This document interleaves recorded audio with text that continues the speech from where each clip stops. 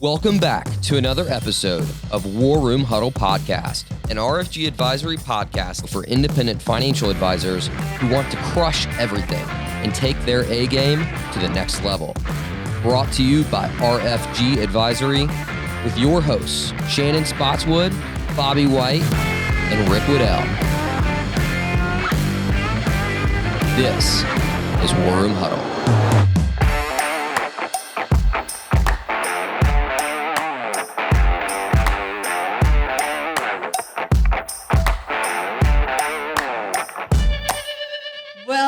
This is going to be a good day. Welcome to War Room Huddle, Matt Hottle. Thank you. Happy to be here. You are in for a treat. We're going to be talking about how to build a high-performing team, how to create culture within your advisory practice. And we are joined in War Room Huddle today with one of my absolute favorite people. So Matt Hottle is the CEO, founder of Red Hot Consulting, managing partner of the Alabama Futures Fund, which is just a totally awesome early stage venture capital fund that is really shaping the entrepreneurial ecosystem here in the state of Alabama and really, quite honestly, in the Southeast. I mean, the companies that you all are attracting and funding are doing some really innovative things. And prior to his roles both at Red Hawk and at the Alabama Futures Fund, Matt held several operating positions where he was deep in the trench in a lot of different industries, building high-performing teams. And I think what is, most special to me about today is Matt is also my strategic coach. So we spent the first 2 years of building RFG Advisory when we were tearing the house down and creating 2.0. Pretty much on a weekly basis, working through how to build culture, how to align mission, vision, values, how to hire for, key team members, how to build high-performing teams, all the things we're going to talk about today. Good. I'm excited. And why I think this is such an important topic, it is one with after 5 minutes or so of spending time with an advisor and you hear about what their frustrations might be. It might be, I'm not growing at the rate. I'm not attracting the type of clients I want. I'm frustrated about my team members. I'm frustrated about how I'm spending my time, my practice, inefficiencies. There's a real laundry list of issues that advisors face. And what's so fascinating to me when you really start to peel back that onion, inevitably you kind of land at the same starting place, which is, do you have the right people in the right seats doing the right things? Yeah, absolutely. I think people forget, or maybe even the advisors themselves forget, they're basically running their own company. Yep. And so they're responsible for everything. And in the early days, you're emptying your own trash, right? You're stamping your own envelopes, you're doing all of those things, and you have to acquire these skills. So whether you came out of another practice where all that was done for you and now your own independent advisor, you're having to learn those things, or maybe you started out that way. But you don't inherently come in knowing any of this stuff. Like, you have to figure it out. And even I think seasoned advisors will tell you, like, hey, I'm good at this, but I'm not great at this.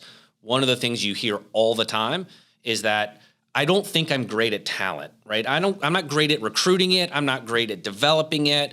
I'm not necessarily great at retaining it, outside of maybe a few key personnel. And that just gets worse the bigger you get. It's like exponentially worse. Well, and I think that's such a great place to start, which is let's talk about talent. One of my kind of biggest grievances with our industry is that we tend to hire by really looking for every box to be checked on a resume. And as a result, we have individuals sitting in key roles that might not necessarily be the right person for the right job, even though on paper they show up as the ideal candidate. So Talk to us about hiring and talent, and how do we do this? So you basically have two schools of thought. You have the experiential hiring, and then you have the behavioral hiring. And that's kind of lofty terms, but basically what it means is an experiential hire is I'm looking at a resume, I'm looking at what title they had before, what roles and responsibilities they've bullet pointed on their resume, where they were before, those kinds of things. And that's fine because people start thinking, well, that firm looks like my firm, or that looks like the title I'm hiring for, or those bullet points seem okay, and all of those things. But the problem is that lacks all the context, right? It lacks all the performance data. And what I mean by that is, if you look at somebody, for example, let's say you're hiring a junior advisor, right, that you're bringing on and you hope to cultivate them over time or whatever the case may be, and they're coming from a Merrill, or they're coming from, an Edward Jones, or they're coming from something like that. And now you're bringing them into an independent practice. Everything about that experience is now different. Right? There is not a team of admins running around. There is not this huge marketing department. There isn't this necessarily huge office building. The training program may not be in existence for an independent advisor yet, like it is in some of those places.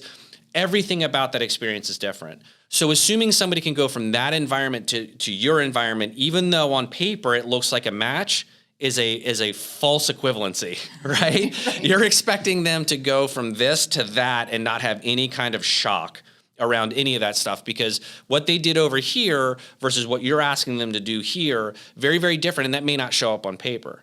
The other problem with it is that it doesn't get into how someone has behaved and what attributes, and we can talk a little bit more about attributes, but what attributes and how have they behaved in the past, because industrial psychologists will tell you past behavior is the best predictor of future performance, right? It's how you're wired. If you've done it this way in the past, you're likely to do it that way in the future. So now it's a question of, can you make those things fit? So let's talk about, attributes and hiring for attributes. And, what does that, first off, what does that even mean? Right. And then as an advisor, how do you start to compile that list of attributes, which would be markers for success within your organization? Right. So first you have to take a look at what are and when we say attributes, what I'm talking about is things like creativity, adaptability, competitiveness, need for achievement. These are the things that make someone who they are, right? Not experiences. I've done this. I've checked this box. I've had this experience. I've had this title. I've worked at these places. This is, how have I been creative in the past? How have I been shown adaptability in the past? How have I shown need for achievement in the past? Give me an example of where you've been competitive, things like that. And if you want to go down the psychology of it, there are reams and reams of electronic paper on all of this stuff about how do you do behavioral interviewing and how do you screen for attributes. But at the end of the day, if you're an advisor trying to grow a practice, you're looking for things that are not going to show up on a resume. And you're looking for some of those traits I just said, adaptability. Every day in your practice is different than yesterday. And every day after today will be different than today. And so if you don't have somebody who thrives in being adaptable, competitiveness, if you're in a growth mindset and you have people on your team that are not competitive, you're going to struggle because you're going to be dragging them every time, right? And not only that, but every time something changes and somebody who's not adaptable, they're going to be uncomfortable, right? They're not going to move with you. They're not going to perform for you. Need for achievement is one that you see a lot. Problem solving, the list goes on and on. Now, how do you know what you need as far as attributes go? I would start with, who do you already have on the team that's a high performer? And what are their attributes? If I look across, if I have Shannon on my team and I go, Shannon's ambitious, right? She's competitive, she's adaptable, she's a problem solver, and I can go down the list, right? She's my high performer. She is, if I could have 20 of Shannon, I could take over the world, right? So now you know what those attributes are. So if you already know that, you know in the composite what you're looking for in new talent. And I think one of the things that you really coached us up on when we were doing this, several years ago, and now it is written into our DNA about how we hire. And as a result, I'm not going to take a victory lap here, but as a result, we have built a really high performing team, but we didn't get there overnight. I mean, this is something that took a long time. And one of the exercises that you had me go through, because there is such a long laundry list of attributes, is, first and foremost, and I want to talk about this, first and foremost, you have to really laser focus in on your culture. And what are those attributes of success within your culture. So I think that you made a really valid point, and this is important for advisors to be thinking about as they really critically think about their culture. Am I in a growth mindset? Or am I in the stage of my practice where we're really just nurturing the client relationships and we're not as interested in growth? Or, where am I in this life cycle? Because you had me go through this exercise of these are my 3 non-negotiables. If you don't have these 3 attributes, it doesn't matter. You could have all the experience in the world. You will not thrive and be successful and ultimately be fulfilled working at RFG. Yeah. So I feel like, there is such a broad list that you can draw from of these attributes, but you've got to, almost start by narrowing that field of vision to like, what are the 3 non-negotiables? And sometimes it's hard for people to do subconsciously because they're like, well, I'm making a judgment on the value of these people that I'm looking at. That's not what you're doing. It's all about fit.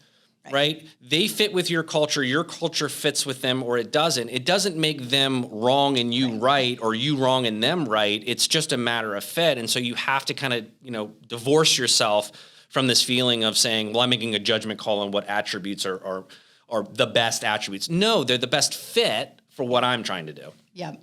And, as a little window into our world, for us, number 1 on that list is, we call it FIO. Figure it out. We are in a super hyper growth mode. If you don't have that memory, that muscle developed of like, I'm really comfortable in the deep end of the pool, figuring out things without a manual, which means I'm going to make mistakes. It's not going to be perfect. I'm going to have to iterate.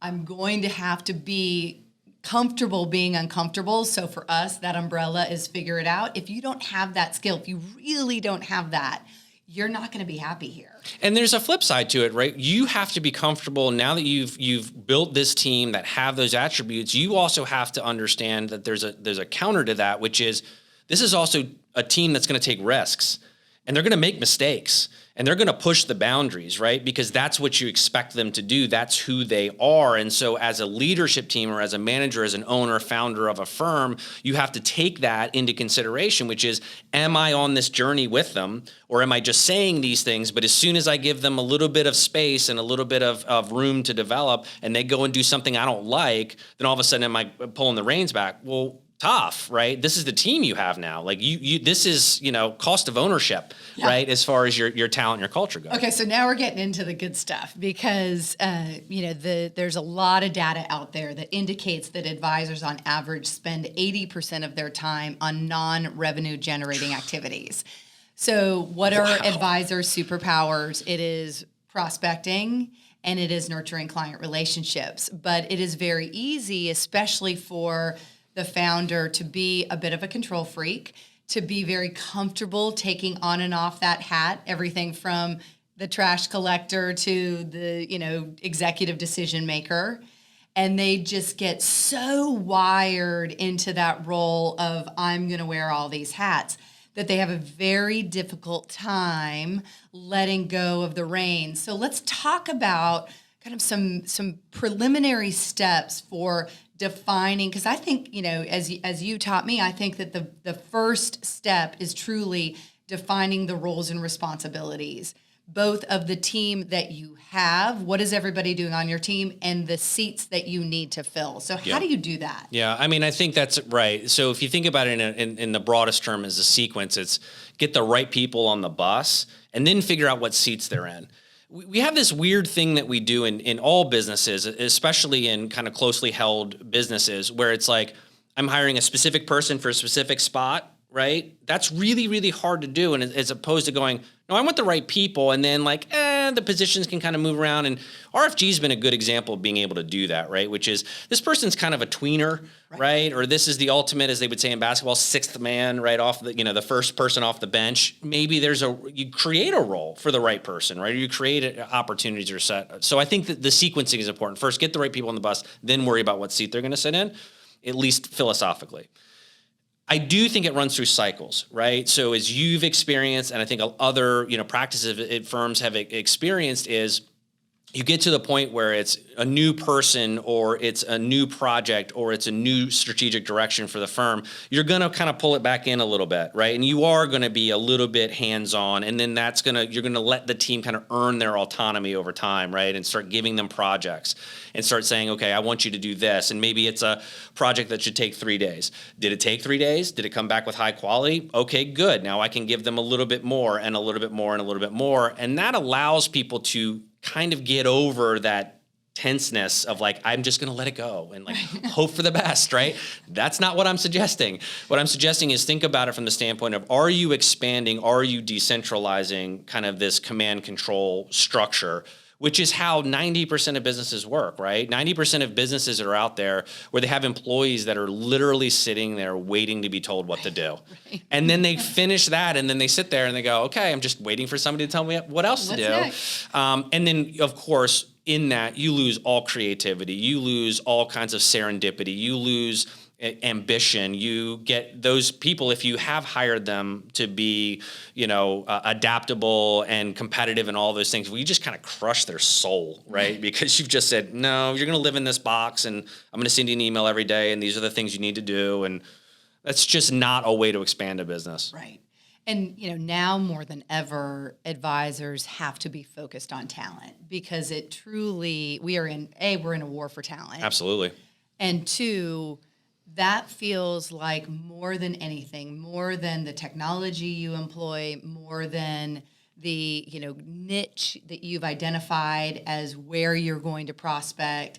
It is going to be about who is in the boat with you. Yeah. In particular, over these next 5 to 10 years, as we're in the midst of this, tremendous disruption in the industry. Absolutely. And that's another reason why you look at the trade-off between, a resume-based hire or a behavior-based hire. If you're looking behaviorally, that's going to widen your pipeline, because maybe you're going to hire somebody from outside the industry. Right. Right. I tell this story all the time, but in a previous business life, we needed somebody in a privately held company, in a private equity group. We had a commercial landscaping group, and we needed a salesperson to sell contractual landscaping, as sexy as that sounds.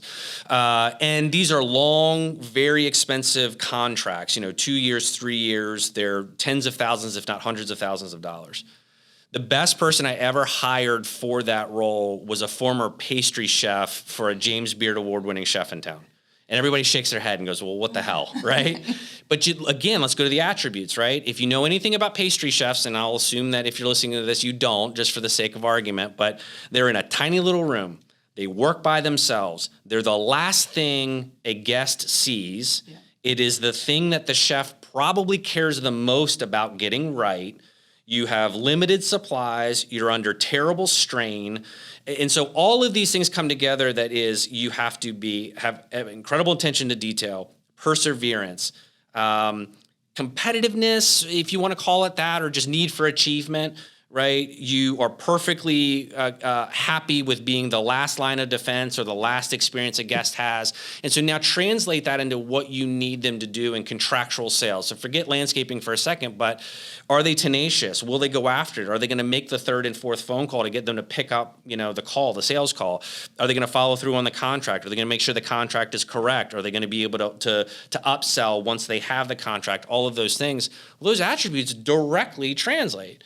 And so if I had gone in and said, I need somebody who has contractual landscape, sales experience, I would have had 15 people in town to choose from. But because I was looking for attributes, I had 1,000 people I could choose from. And so that's how you start to do that. The other part of it too is this also helps you with ESG, right? If you are trying to create an inclusive and diverse environment, having a behavioral approach to what you're doing lends itself to that more fully than if you're going through, because this is not a diverse industry, right, statistically speaking. And I'm not just talking about race, I'm talking about gender, right? I mean, you and I have had this conversation a bunch of times. You are so unique to be who you are as a woman in this industry, in the position that you are, as successful as you are. We need to change that, right? And I think everybody agrees we need to change that. The more diverse a workforce, the more diverse a team, the more diverse thought, the more diverse of outcome. Well, not even the more diverse of outcome, the higher absolutely outcome. Yeah, the data is undeniable. The data is there. All right, so a little bit of brass tacks on, you're sitting there, the advisor's listening to this, they've got, a couple people on their team already, and they're just having those, they're at that point, they're just at that angst point. It's not efficient, I'm not growing, I'm not satisfied with my onboarding experience. Let's talk about some brass tacks of like, step one, what do you do? And what you really have coached me up on, and what we do when we do the consulting work with our advisors, is let's take inventory. Everybody's got to go through the painstaking experience, and I am talking in the finest of details, bullet pointing what you do. Yeah, absolutely. And I would go back to what you said earlier. Start looking at what are you spending your time with that are low value activities, right? LVAs or whatever you want to call them. This is the stuff you're spending time on that creates huge opportunity cost. Right. And again, opportunity cost being if I'm doing A and not doing B, there's a delta of value between those two. And in that delta is your opportunity cost, right? So say that one more time because that's so good. Say that one more time. All right. So opportunity cost is basically, let's say A is of 10 points worth of value, or let's say this is a revenue generating thing that you're doing over at A. B is I'm making sure that the custodians are getting paid, right? Or the people who empty our waste baskets are getting paid. That's one is obviously of value, one is of not value, and the delta between those things is the opportunity cost. So as I'm spending time doing the low value thing, I'm losing the opportunity cost over here on the more valuable thing. So I would start with that. How often am I doing it? This is where people really hate it. Start writing down what you're doing. Keep a journal, and keep a journal almost as if you're billing for your time, because that's what you're doing, right? You're just billing yourself. That's the difference, right? So if I spend 15 minutes, looking at a custodial bill, right? That's 15 minutes I didn't spend doing something else, and start looking at that and start going, okay, how do I group these? It's why office managers and admin can be just the difference maker for any advisor, right? If you have an all-star management team, back office, front office, admin staff, that's why you see so much value there. But it can be in other places too. It can be in your technology, right? Or is your staff struggling with the tech that you've asked them to use? They don't know how to use it. The tech's not working, right? Their laptop doesn't boot up. Who knows, right? But every time you have to stop and you have to go do that and you have to make a call, right? So maybe that's it. Take inventory of what those low value activities are and just keep a journal and start seeing what are the themes here? What are the things that are happening often enough for me to solve for that with human capital? And what we always find when we go through this exercise, if you have the advisor, the junior advisors, whoever are in those, those client service producing roles, in addition to the full team, whether you have a marketing department, technology department, you've got an admin or two, however, an office manager, whatever that structure looks like. What you end up finding when you take this detailed inventory is how much crossover activity. So let's talk about, you take inventory, then you define the roles, and you really, you turn into a traffic cop on this stuff. Mm-hmm. You're like, no, you're outside your lane. That is Matt's responsibility. That is Shannon's responsibility. Like, you really have to take those. Once you identify how everyone's spending their time, assign them to the right person in the organization, and then ensure that they actually stay in their lane. Yeah, for sure. So how do you do that? This is something that is, we find in the consulting work that we do, this is where the discipline comes in. This is really easy to do in the first meeting, when you've got all the consultants in the room and everybody's geared up and the whiteboards are full and you've got all the energy. And then you circle back 3 months later and everybody's just kind of reverted to to the task that they were performing the way they were performing before you had the strategic offsite. Yeah. So in the scenario that you have, let's say a strategic, plan, or you have some tenants, or whether it's, some people do mission statements, some people do strategic statements, whatever the case may be, the step that people miss is translating that specifically to your team members. That's great. We have a corporate strategy. Now what? Right? So if you have a corporate strategy, the tendency is like just kind of inherently, or you just look at it and you go, well, everybody gets it. Everybody understands this, like intuitively, like this just makes sense, right? Because you're looking at it, because you're the person spending the time at the 10,000 foot, 40,000 foot view, however you want to say it. You got to make sure that that translates into the 1,000 foot view. So it's literally taking what is important and what are the priorities for the firm, and here's your role within those things, right? This is how it happens. And it's funny too, because you'll go through this exercise and you'll find out pretty fast that your staff doesn't realize even the things that they just do out of routine and their impact. So let's take, for example, somebody's role and responsibility is to make sure that the lobby has water and coffee in it, right? And they think, well, it's just water and coffee. It's just a nice thing to do for clients. It's all that thing. But what they may not understand is that cascades into a service first mentality, right? If we want a client to feel like they're coming into their own office, like this is their office and we simply work here, right? We want them to feel comfortable. We want them to feel at home. We want them to feel a sense of ownership or stakeholder, as a stakeholder, whatever the case may be. They don't necessarily make that logical jump, right? They don't intuitively understand that this is part of a larger thing. And so taking those big themes, taking those cultures, taking those priorities, taking that strategy and driving it down to the department and the department to the individual level, depending on how big your firm is, right? They won't necessarily get there on their own. Make sure that you draw that picture very distinctly for them to understand that you may not think this is a big deal, but this is how it services the firm in a larger sense. Two things come out of that. One is they get a better understanding of it. More importantly, it makes the work more important. Right. Are you an advisor looking to make the move to independence? RFG Advisory is an innovator in the wealth management industry with a winning culture and a fully integrated tech platform designed to help advisors take their practice to the next level. Let us get to know you at rfgadvisory.com.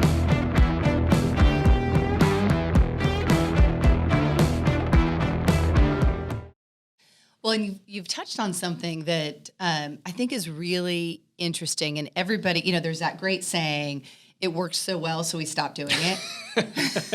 Or we just keep doing it because we've always done it, right? Yeah. So we're all guilty of that, like, that works so well, so we stop doing it. And one of the things that we encounter as it relates to tying together the roles and responsibilities and why the work matters to your mission, to your value system as an organization, is having intentionality around the cadence of communication on the team. Mm-hmm.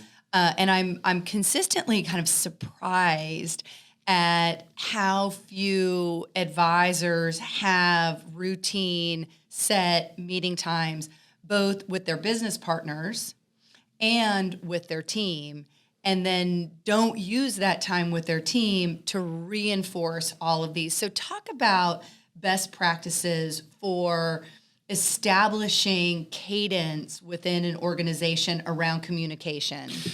And it's shifted, right? So our generation, when we got an email from the boss, or we had to go to the boss's office or whatever, it was like the oh crap moment. Like, this is not good. Like, I don't want this. I don't want anything about it. Like, I don't need the feedback. Like something, yeah, there's just like, I'm running for the hills. That's shifted now, right? The next generation, whether you call them millennials, Gen Z, or whatever the case may be, but the Gen Xers of us, for those out there that are in that category, like, we were perfectly fine being left alone. Like, we would prefer it. That's not the case anymore. Right. The cadence now that seemingly is more popular and seemingly creates more productive teams is small, short, concise, and frequent communication. Right? Whether it's an email that every day, like, hey, this is what we did great yesterday, or this is what we need to clean up, like the good and the bad, right? I've seen it where that comes from the top down and they send it company wide, like, this was really great yesterday, here's an opportunity, right? And that happens every single day. There's other ones, which is the Scrum practice, right? And you guys use, I think, some of that here as well, right? It's this idea of stand-up meetings for 15 minutes, right? The idea of a sprint in the Scrum methodology. And if you don't know that, you can Google it and spend a whole lot of time figuring out all the acronyms. Yeah, in that rabbit hole. But the point is that I think what it is now most effective is think about very concise, very frequent communication with your team, as opposed to sending them out across the Rubicon and then checking in with them a month from now. That's not going to work. And if you're not sure where to start with a list, like a basic list, right? Here are the things that we have on our list to do, and then keep going back to that list. Asana is free, right? Go use Asana as a software, as an example, if you want some place to start. Everybody can have access to it, super easy to use, right? Zendesk, whatever, I don't care. Use something that everybody can get to and just start there and modify. But again, concise and frequent. And, what we find as a best practice and what we do internally is, we have formalized meetings. So we have a real intentional cadence of communication as a leadership team, as functional teams, with my two partners, Bobby and Rick. And then we do all hands huddle on Friday. And one of the things that I think is and that's granted, we're running a large organization that's scaling and growing very quickly. If I translate that into an advisor practice, I think baseline is really being intentional about setting at least one meeting weekly with the full team and using that time to go back and reinforce what are our goals for the year? What is our mission? What is our higher purpose of what we're doing? Reinforcing that every time. To your point, everyone on your organization should be able to pair it back to you. Like, what is your mission, vision, values? What is what we do? Why is what we do important? Yeah, and I think that's a really good point, not to get lost in the larger conversation. Is it's kind of that gut check moment. If you can walk around your firm, your office, whatever, and you say, what's the number one priority for us in 2022? And if you ask 3 different people and get 3 different answers, you're in trouble, right? Or you're just not optimized, right? And that's something that I will do with clients, and I'll ask them to do it, and they will hem and haw and make excuses of why the answers weren't quite the same, but they're in the general ballpark and all this stuff, and it's fine. But the issue is, if you are going to have a cascading kind of matrix, right, where it's like, this is what is important, and then these are everybody's roles within that, the importance or in that matrix. You can't then have somebody saying, well, our biggest priority is growth, while somebody else is saying our biggest priority is wealth preservation for our clients, and then somebody else says, something else. So I think that point is a really important one. And I love your perspective on it, because you're so deep in the trench with all the work that you do with early stage startups. You sit on the front line of really witnessing the difference between disciplined execution and kind of hopes and dreams chaos. And scattershot. Yeah. Chaos. Yeah, for sure. You're being nice. It's definitely, and it can be intraday, right? It can be like, oh, we're really super focused and disciplined. And then by after lunch, like, who knows, right? But no, that's exactly right. And I think the thing is, and this is where I think people get it wrong. They think I have to be a certain size before I start exercising this discipline, that I have to have so many people on my team before it matters. No, the reality is that it is a reflection of leadership, and your leadership style and how you're doing it for yourself will then translate for your team. So I don't care if it's you and an admin. I don't care if it's you and a junior advisor and an admin. Like, that's still plenty of opportunity to act with that discipline, not just because it's the right thing to do and because it makes sense, philosophically, but that's how you start creating repeatable and scalable processes. If you can't sit there and look at something you're doing and ask yourself, will this scale? And the answer is no, especially in early stage. Stop doing it, or figure out how to come up with a better way of doing it, because you're just buying time. Like you're delaying the inevitable. Right? If you're doing something every time like it's the first time you're doing it and you've done it for the 1,000th time, that's a problem, right? And that's an opportunity to improve the process. And I'll tell you, it's really hard. This is really hard. I mean, we dedicated all of 2021 to, we call it whack-a-mole, basically eliminating everything that was not repeatable, that wasn't scalable.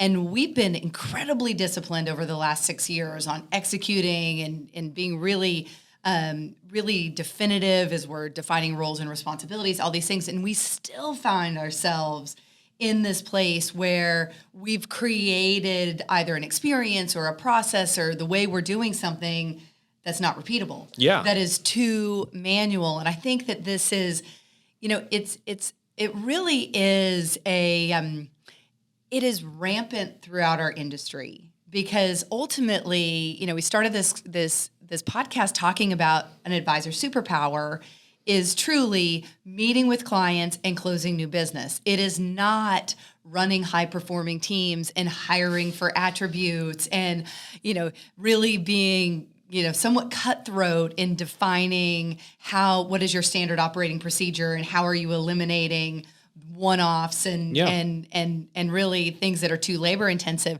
And our industry has just kind of like evolved around all of that. And now it's just rampant throughout. Yeah. So this notion of creating high performing teams and really positioning yourself with the talent to win in the future, I think is a new frontier for advisors. Yeah, I agree. And I think that if there's anybody out there listening or watching this and saying, I'm a really good interviewer and I really think resumes are important, I'm just going to tell you flat out, you're wrong. You're not good at it, and that isn't the right way to do it.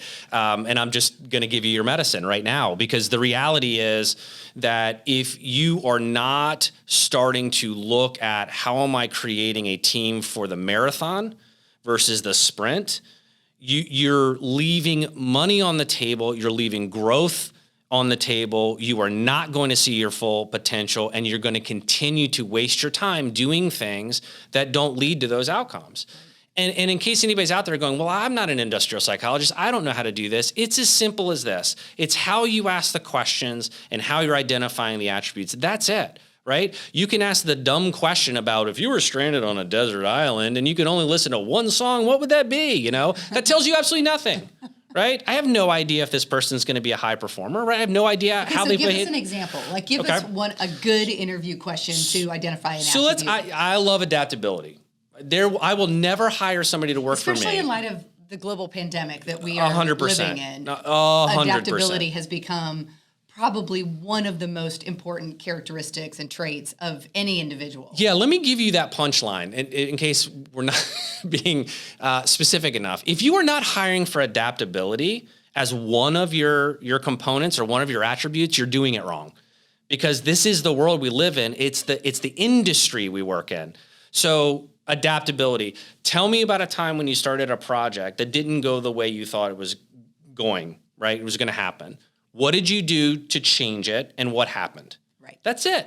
That's the question. And again, if you're not sure what kind of questions to ask, look behavioral interviewing up in your favorite search bar on any search engine, Bing included even, and they will give you a list, not just by attribute, they will give you questions to ask. This is very common knowledge, and frankly speaking, almost all of the highest performing cultures and teams in corporate America have ditched like resume-based or experiential-based hiring.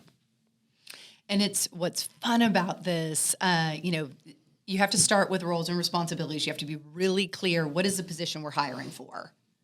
And then once you have your list of attributes and your questions around hiring for attributes, it's so wonderful because you can just make decisions so quickly on talent. Mm-hmm. You can have those interviews. Honestly, I have interviews that last 15 minutes. And granted, by the time they get to me, they've already gone through several interviews and they're ready for the next stage. So it doesn't happen as often as it used to, right? 5 years ago. But, now, I'll know within 15 minutes, like this person is worth continuing to invest time in. It's funny, and I probably shouldn't promote this, but the reality is that's exactly what happens. You will get to a point where after you do this a number of times, and I've literally done it hundreds and hundreds of times, you get to the point you might get one question for each attribute. When you start doing this, you may be asking 3 or 4 per attribute. You'll get to the point where you'll ask one question and you know exactly what you're looking for, or on the counter, the red flag of what you're looking for. Like, I can't give you an example, or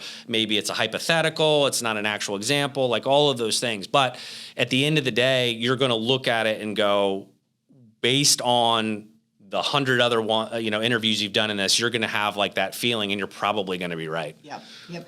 I want to circle back to advisor behavior modification, because I love you all. I love all the advisors out there. It's why I'm in this business. But this is part of the Achilles heel of growing a high performing team. And, I think that it's a really interesting opportunity for growth within our industry and for opening up our industry for, additional talent to be attracted to it.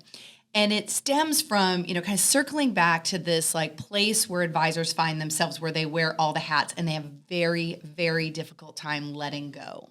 Letting go of the role, not circling back and double checking to make sure everything got done. I'm afraid I'm going to lose a client. I'm afraid that we're going to fail. I'm afraid that the experience is, there's all kinds of justifications for why they hold on to those reins so tightly, even after going through this work of, all right, we're going to establish a cadence, we're going to define our roles and responsibilities, and we find ourselves, whether it's 3 months or 6 months later, where the advisor has kind of slowly kind of crept back out there and wrapped their arms around everything and have kind of returned to that position of, I feel more in control when my arms are touching everything. As someone who is also on that journey of learning how not to be a bottleneck, learning how to empower your team, what is the best, piece of advice that you have for advisors for breaking that to allow for exponential growth within their practice? And I think you'll agree with me on this, but it starts with that is a symptom of not having the right people in the right seats. That's where it starts.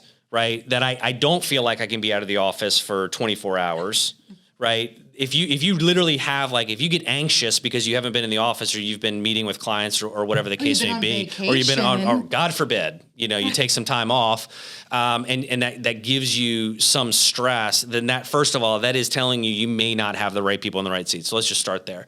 The second part about what you do is data. Right? You have reams of data happening every single day, right? Whether it's your whoever is running compliance for you can pull that stuff. They can pull activity. They can pull a bunch of different things. You can see projects. You can do whatever you have data. So harness the data and figure out the best way to go from a 10,000-foot view to a 100-foot view. And in this way, if you're looking at everything across the board, and let's say there's 4 or 5 things that you're really keyed in on that are lockstep synonymous with your overall strategy and priorities for the year, and here are the 5 KPIs or leading indicators or whatever you want to look at, and you look at those and you go, okay, the first one looks good, second one looks good, third one, it's just okay, the fourth one is awful. So first, I'm going to the fourth one, now I'm going to start drilling down, right? The problem we have is exactly what you just said. Everybody lives at the 100-foot view, right? Well, what is this person doing? How is this one thing getting done? Did somebody get called back? Did this happen, this happen, this happen? You've got to figure out a way of tracking your organization from a data perspective or from a perspective that allows you to stay, Gary Vaynerchuk talks like clouds and dirt. He only wants to live in the clouds. He only wants to live in the dirt. He doesn't want to live anywhere in between. Similarly, get those metrics set up that you say, if it falls within this range, I'm okay, this range, across the board for all 5 of those things. When they're not, then you drill down. That's how you're efficient. And that's also, too, where you're going to start spending less of your time at the dirt, right, or at the 100-foot level, and you're going to start spending more time working on the overall performance based on those metrics and those outcomes. One of the, I think, a little bit of the elephant in the room oftentimes with advisors is they feel bad asking their admins to do work. And so then they start compensating and they get in the dirt. So how, if you've established that habit, if you're really not raising the bar and expecting your admin to be proactive in bringing solutions to you, they're not making your life easier. They're not a force multiplier on your time. How do you correct it? It's going to be question 1. And then question 2, how do you basically let go an underperforming employee once you've gone through this exercise of, do I have the right people in the right seats? Yeah. So first it comes down to, again, to selection. Did you pick the right person with the right attributes for the kind of performance you're asking for the kind of behaviors you're asking for? If you are looking for someone who is literally going to sit there and wait for you to say, okay, here are the 10 things I need you to do today, hire accordingly. Hire somebody who loves that. Hire somebody who is a taskmaster, who just loves lists and loves knocking stuff off lists, lives for that stuff, right? You can figure that out, how organized they are or whatever the case may be. If you want somebody who is going to be proactive, right, is going to say, we haven't talked to this client in so many, weeks, or, I'm looking at this and they now have a son or a daughter or a loved one that's now 24 years old, 2 years out of college. Probably want to start talking to them about what are their financial plans for the future, and is that an opportunity to expand within even that family? Hire for that. Right? Hire for somebody who maybe they don't want to be an admin for the next 5 years or 10 years. Maybe they want to be an admin and they want to go and they want to start studying for their 65 or their 7 or their 6 or whatever it is, and encourage them to do that. But know who you're hiring. That's the first thing. If you have somebody who you have now and you're going, they just can't do what I'm asking, that's a time to have a conversation and say, this is ultimately what I need. Right? Out of this position, is that something you're comfortable doing? You'd be surprised how often and honest people will be with you to say, no, I'm not. I'm not comfortable with that, or I'm not comfortable with doing those things. If you get the bobblehead, yes, of course I am. I really love my job and everything about it, right? Then drill in a little bit and say that now this is what this means. When I say that this is what I need, it means you're going to do these things, right? You might be on the phone 50 times a day. You may be sending 60 emails. You may be going and running and doing things for client appreciation 4 times a week, which means I'm going to actually ask you to drive your own personal car to do these things. Like, get detailed with them and make sure they're really comfortable with it. If they're not, have an open and honest conversation with them. If they say they still underperform, well, then you're probably going to have to part ways. Again, think about this from a standpoint, not about them being wrong or a bad person, or you being wrong or a bad person, or having some anxiety about that. It's just no longer a fit. And here's the other thing that really bugs people, or they don't realize it's happening, is somebody who got you to where you are is not necessarily the same person that will get you to the next place you want to be. That doesn't make them wrong. That doesn't make them a bad person. They're just not the right fit for what you're trying to do going forward. There's an old thing, again, search bar this one, Jack Welch and Dead Man Walking. But the idea is that somebody no longer was doing well in their job as their job now required them to do. Instead of being fired, they just slowly got cut out of everything. They weren't included in meetings. They weren't asked for advice. They didn't get projects and whatever. And sooner or later, this person was showing up to work every day with nothing to do. Finally, somebody fired him. 6 months later, 8 months later, whatever, Jack Welch is at some conference and this guy runs up, picks him up, bear hugs him. Like, if anybody knows Jack Welch, he's not exactly a huge guy, but bear hugs and picks him up, has no idea who he is, doesn't recognize him at all, takes a step back, and then realizes it's this guy that got fired, right, years and years ago. And he then goes on to explain, getting fired was the best thing that ever happened to me. I wasn't happy. I didn't like my job. I wasn't a good fit for this. I found this other thing. My professional life is better. My personal life is better. My kids like me more. Like, it was, I've grown 3 inches, right? I don't know, whatever.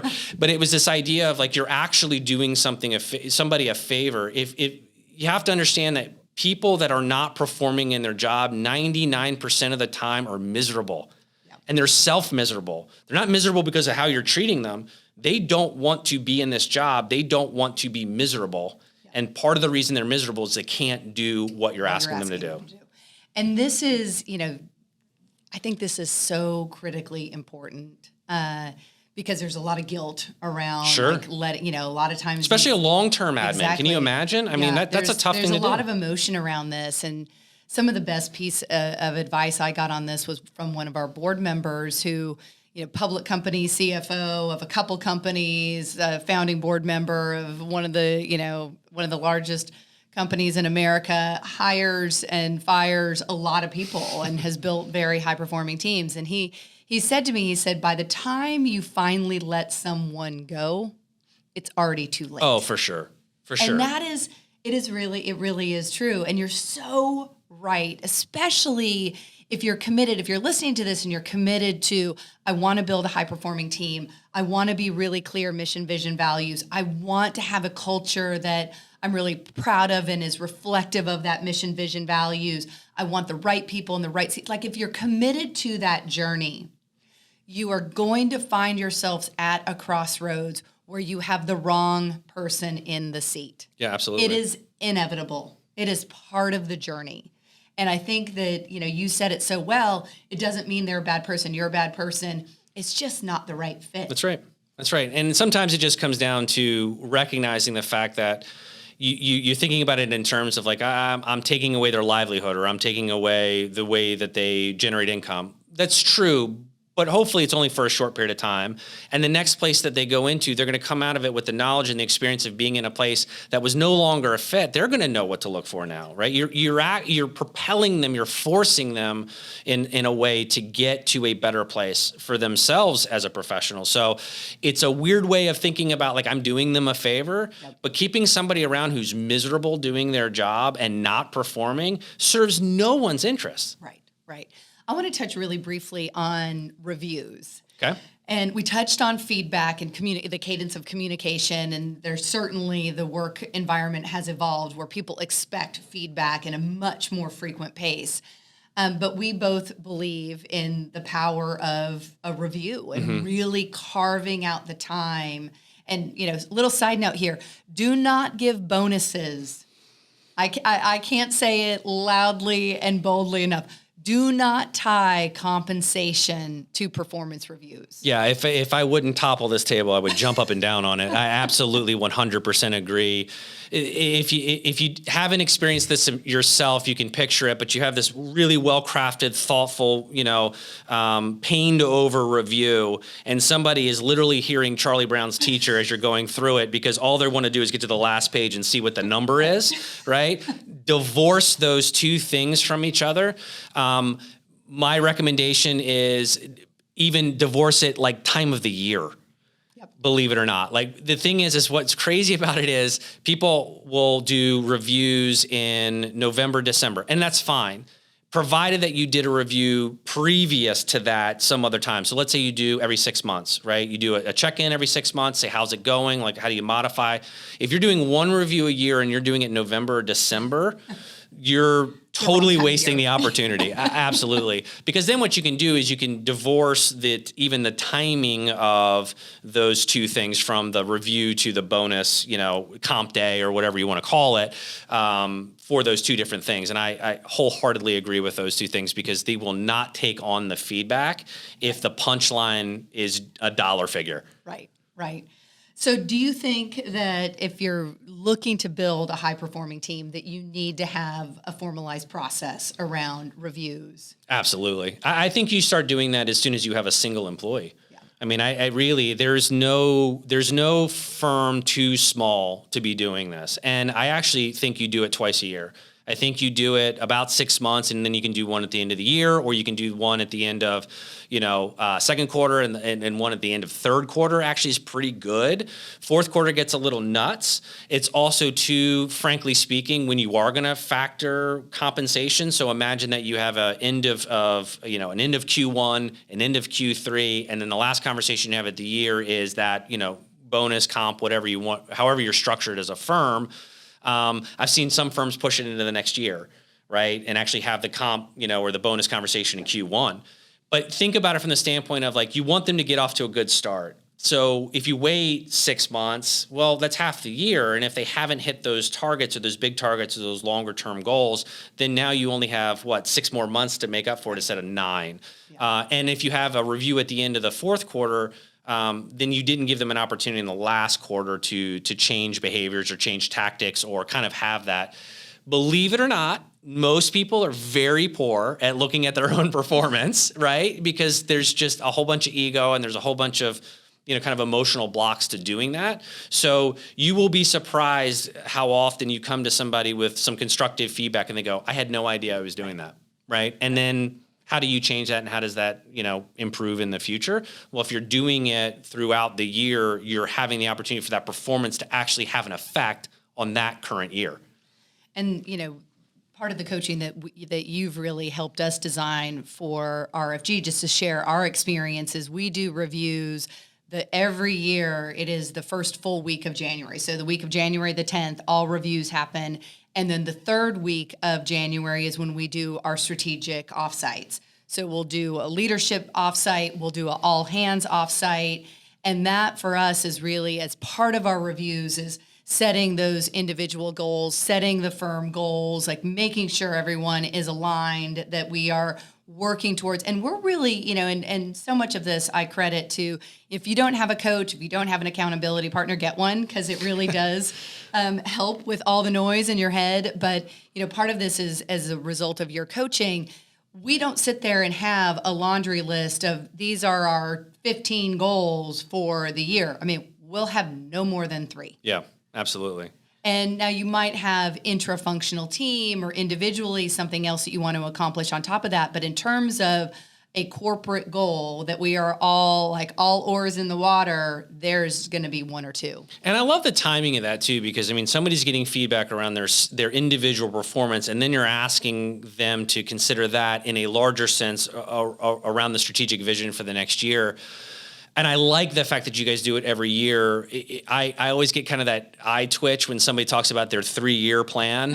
And I kind of roll my eyes and I go, well, that's great. I hope you didn't pay 3 years worth of a consultant for that, because frankly speaking, you're going to be lucky to get 9 months into your 12-month plan before you've already kind of, made some pretty drastic pivots from that. So I do think that cadence makes a lot of sense. And I also think that time frame makes a lot of sense, because I think if you looked back, there weren't wholesale changes to your strategy from, let's say, 2019 to probably what it's going to end up looking like in 2022. It's an iteration. It's an evolution. I wouldn't say it's revolutionary, but it's significant enough that if you had tried to make a strategy work for longer than that, that probably would have been false economy, right? Or you would have been chasing the wrong priorities. Right. All right. A few more questions. The first is onboarding. In the war for talent, and when you're hiring for attributes, how does a company go about, or even if you're just one advisor hiring an admin, how do you onboard them? So fun fact, you want to know the number one and the number 2 most common shared social media posts about somebody's employment experience? Day 1 and the day they leave. Right? They'll go on LinkedIn, they'll go on Instagram, they'll go on Facebook or whatever the cool kids do now. And they will talk about their leaving a company. TikTok. Right? They're TikTok. That's right. Thank you. God, I'm old. So but if you look at it statistically, where there is poor onboarding, you will only get the second when they left. And they're doing that to let their networks know I'm available and come talk to me if you're interested in a conversation. But if you look at the companies that do outstanding onboarding, and Zappos was one of the first ones to really be famous for doing this, but now you see it now where it's like I showed up and it was a brand new laptop still in the package. It had already been, programmed and formatted and all that. But it was put back in there, so it looked really nice. There's a nice folded T-shirt for the company's logo on it. Maybe there's a set of pins. Maybe there's a nice little gift basket or something next to it. It's all right there, ready to go, day 1. And then day 1 includes, sometimes they're called one-up, one-downs. So a meeting, you'll have maybe coffee with your manager, your hiring manager. But then you'll have a one-up, one-down in some sequence in that day or the next day, which is you will have a meeting with the person immediately above that hiring manager and then immediately below that, for an example. And the idea is that now I'm talking to a lot of the management strata, right? And they're getting to know me, and they know me beyond just my name and the fact that I've been hired. There's other things like, for example, I call it the owner's manual, which is like the 20 things you need to know about me. Right. Which this was something I learned from Andy Goldblatt, and he said, don't make people guess what you like and how you work. Just tell them, right? And it's an opportunity to go both ways. So it's you literally on day 1, it's the 20 things you should know about me. So for example, I love this one, and you'll like this one too. Like email, right? If you email me, I will respond within 24 hours. I make no promises faster than that. If you need something that's more urgent than 24 hours, you need to call me, right? As an example, that's how I work. I am really high energy in the morning. You're going to get nothing out of me in the afternoon, right? And that's just like, hey, I'm just giving you the owner's manual. I'm giving you the playbook. And then I'm going to ask them the same thing. Say, you tell me, right? With these questions or other questions, tell me about you. Like, I really hate this, or I really love this, or this is what I get excited about. And you can formulate these questions however you want to do it. But think about it from the standpoint, just start with, what do I want to make sure that they know about me as a hiring manager? And that's a good place to start. But then it's just the soft stuff. It's just the, do you have screens in your office, right? Can you program on your screen, welcome Shannon, we're so excited to have you, right? You would be amazed at the reaction you get from the little things like that, right? Somebody, finds out what kind of coffee they like, right? And so they show up and like literally that Starbucks order, that, that coffee shop order or whatever is literally being brought to their desk. That's their first impression, and that will be enduring. And it will also be a reflection, hopefully, of your culture. Right. And if your culture is good, then they'll say, well, I know exactly what to expect now, and this is going to be pretty flippin' awesome. Yeah. Yeah. And I think that onboarding is something, especially now that we're living in this hybridized work environment. You have more employees that you're hiring that are maybe 100% remote, working from home. This is not going to be a one and done thing anymore. Absolutely. You're no longer just going to onboard someone and, away they go. Yeah, that's exactly right. So typically what you want to do is you want to think in cadences of day one, week one, month one, 90 days. Yep. Right? So what are the things that I'm doing to make sure that either those things happen again at those marks, right? For the first week, they're having lunch with a bunch of different people and coffee and just getting to know. You're not really asking them to do a whole lot of work. You're just trying to get them in the culture. Then what does 1 month look like? What does 90 days look like? And I think that if you do that consistently, two things come out of that. One is the onboarding experience is much better. But here's the thing. What you're really trying to do is you're really trying to get them up to efficiency as fast as humanly possible. That's what your onboarding is for. It sounds great. Get them in the culture, make them happy, get them excited. That's important. But really your onboarding is to get them to peak productivity, peak efficiency as soon as possible. Yep. Amen. All right. I think we're, anything else that we should touch on that we didn't? Man, I think we covered a lot. I think we covered a lot. Yeah. This has been so much fun. I knew it would be. So, Matt and I are both strategy book, team building, performance book junkies. Absolutely. Give us your... now that you say that, I don't think I've read a fiction book in... I want to admit it. Like 15, 20 years. Like if it hasn't been nonfiction, I probably haven't read it. All right. So you're listening to this, you're like, all right, give me your top 1 or 2 books, either on becoming a high-performing leader or building a high-performing team or how to build culture strategy. So first, be an aggressive learner. Read all of them, as far as I'm concerned. I think they all have nuggets. I keep going back to time and time again. It's a well-worn but good to great by Jim Collins. Still, to me, is the one that has consistently kind of met the mark of time. Like it is aged the best. And I think even if you look at some of the book was written in 2001. Yeah. So if you look at the examples he used in that book of how these, concepts were used, they're still happening today. Yeah. And so I don't know that there's a better endorsement than that. And I like that Jim talks in concepts, right? He doesn't talk into the nuts and bolts. He leaves that up to you. So I think Good to Great is still probably the best one I would recommend to anybody. I think I've given that book away 10 or 15 times. And then the other one I think for founders, leaders is The Hard Thing About Hard Things, which I know you guys love. I remember giving that book to Bobby and I think it was revelatory for Bobby because it verbalizes the things that you're going through in a way that other books have failed to do. And they talk about how hard it is. Might even be on the Yep, there it is. Here. It's right there. Yep. It's in the back. So Ben Horowitz is half of Andreessen Horowitz, if you're familiar with them, the private equity firm, venture capitalists. But that's a read that is one of those things where you're gonna read it and then you're gonna put it on the shelf and then occasionally you're gonna pull it out and you're just gonna read a chapter or two and then put it back, and that's what it's for. So I would say those two are like my top. And it's interesting because Jim Collins released that BE 2.0, and I agree with you. I still like Good to Great. Yeah, there's a bunch of. I don't need the revised version. I'm like, give me the source material. It holds up so well, and from the flywheel effect to the hedgehog concept to like all of these things that he talks about. It's just, it doesn't matter. The tech can change, the marketplace can change, the culture can change, but those things just hit, I think, consistently, regardless of those changes. All right, if we're going to throw some arrows. Yeah. The one that I always hear people bringing up within our industry is traction. Mm-hmm. And I know that's one of your least favorite. It is one of my least favorites. Let me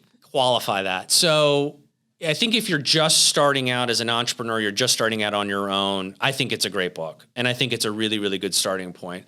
my issue with Traction is I don't think it scales well, and I don't really think it breaks off from kind of that command control matrix. It's almost like the military matrix. It's top-down leadership and all of those things, and you're asking people to hit these rocks and this scorecard and these things, and all individually they're fine, but I think as a whole what it does is it creates basically, and I've seen it in practice with firms, is your employees will feel like it's a burden. Right. You're going to love it. You're going to love it because you're going to have structured meetings and you're going to have data and this stuff's going to come back and it's going to look awesome and you're going to I really know what's going on with my business. Meanwhile, your people are sitting there going, right, on their laptop going, not another one of these. I don't want to talk about my rocks anymore. This scorecard sucks. I don't want to do that. So I think the problem is that I think that it's lopsided. Right. Whereas I think if you look at some of the Jim Collins stuff, I think if you look at the pendulum effect, if you look at some other of those, it's like, how do I give people the space and freedom? Again, in our industry, if you're not hiring creative, passionate, competitive people, and you're not giving them the space to make mistakes and grow and have that serendipity, success and those things, then you're just not maximizing your opportunity. And I think if you put them in a matrix that's so specific around reporting and that kind of level of accountability, for lack of a better term, I think it's just stifling to some degree. I mean, that's like a mic drop. Sorry, Gino. I think your work's great, but I think it has a time and it has a place, and then I think you evolve from there. So just like anything else. So appreciate your time. It was wonderful, amazing. I knew it would be nothing but pure fire here in War Room Huddle. Thanks for joining us. Thank you so much for having me. Thank you for tuning in to War Room Huddle. War Room Huddle is a production of RFG Advisory, a leading innovator in the wealth management industry. To learn more about RFG Advisory, head on over to rfgadvisory.com and subscribe wherever you listen to this podcast. We look forward to seeing you on the next episode of War Room Huddle.